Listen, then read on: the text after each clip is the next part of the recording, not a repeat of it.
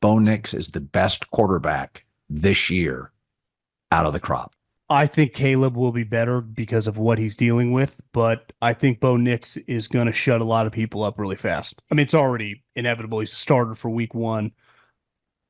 He's got a coach, I would say, who a well-established, very rich guy who's already won a Super Bowl, who kind of has this like back against the wall chip on his shoulder right now. Yeah. Because that year last year was probably not fun.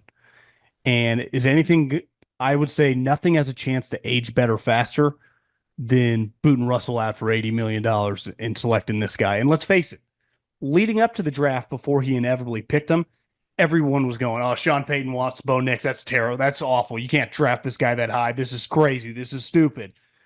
And it's like, no, I mean, this guy has a pretty good idea. He was one of the rare guys that was all in on Mahomes. He like Drew Brees once upon a time when not everyone was lining at the door. So I would say that you have an offensive coach is just a huge advantage, and a guy that can develop quarterbacks and a guy who can call the plays. To me, my biggest thing is not offensive and defensive coaches. It's, do you call the plays? Do you dictate 50% of the game? And obviously, as an offensive coach, not only are you calling the plays, you're controlling the quarterback then essentially and the pace of the game. Defense is much more physicality. There's stuff out of your control. Even great defense gets beat sometime. But as an offensive play caller, you can completely control the game. And beside that couple-year stretch, which was bad, when I think Rob Ryan was their defensive coordinator in New Orleans, and they were going 7-9, even though their offense was setting records. When they've had good defenses, they dominated. They were consistent 10 to 12 win team in the NFL. That's what Sean Payton's record is when the defense is solid. So if their defense is solid, which it was the second half of last year, and clearly, I think removing Russell Wilson, and this is why I'm out on the Steelers, that thing that you take in is more than just that missed third down throw. It's all this other stuff, which in fairness, I don't know how much Russell brings it. It's just there now. It's just part of the deal. Yeah. And you remove that, you get this young, hungry guy, you get this chip on the shoulder coach. The Raiders naming Gardner Minshew, that they're not going to be any good. The Chargers just going to have some injury problems, and their depth is going to be very questionable. Yeah. Is it crazy to think Denver could finish second in this division? No. He clearly likes this team. They like their rookie class. They got some good wide receivers watching them play. I mean, I don't think it's inconceivable they go 9-8.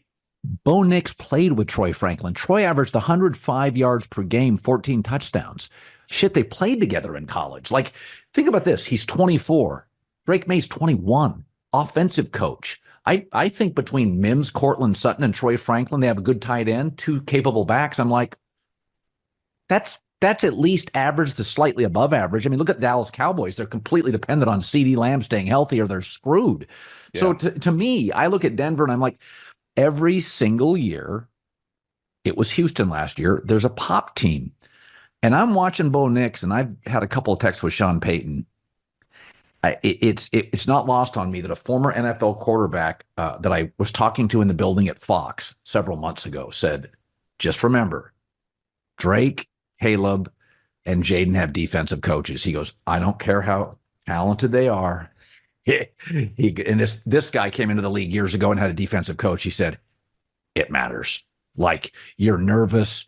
He said a defensive coach. I mean, Mark Sanchez told me years and years ago, it's like, the reality is an offensive coach, you talk at night.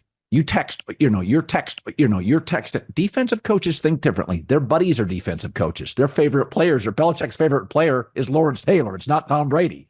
Yeah. So I think, I just think Denver's better.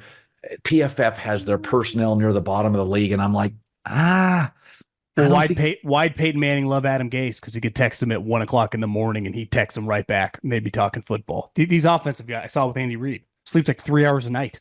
He's just in the whiteboard, just doing these guys. It's like a creative. The mentality it's night and day different. Now, some of the defensive guys are just such natural leaders. The aggressiveness it's a different personality. But yeah, I mean, I think the offensive play caller is number one guy you'd ever want running, especially in this modern day football. But who are the options for pop teams? Right, it'd have to be a team, an AFC West team, right? Not the Chiefs. So it'd be the Raiders, the Chargers, or the Broncos. I think most people are out on the Raiders when you watch their quarterback situation. Listen. I'm a Jim Harbaugh diehard, but they just got a ton of injuries. They got a guys that have always injured. That makes me nervous.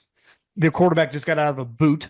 The Jets, who we talked about, I would say are pretty are walking a very, very tight line. They could shatter in front of our eyes immediately. The Steelers, I got coming back to earth. They were already a playoff team. Same with the Cleveland Browns, because their quarterback situation just scares the crap out of me.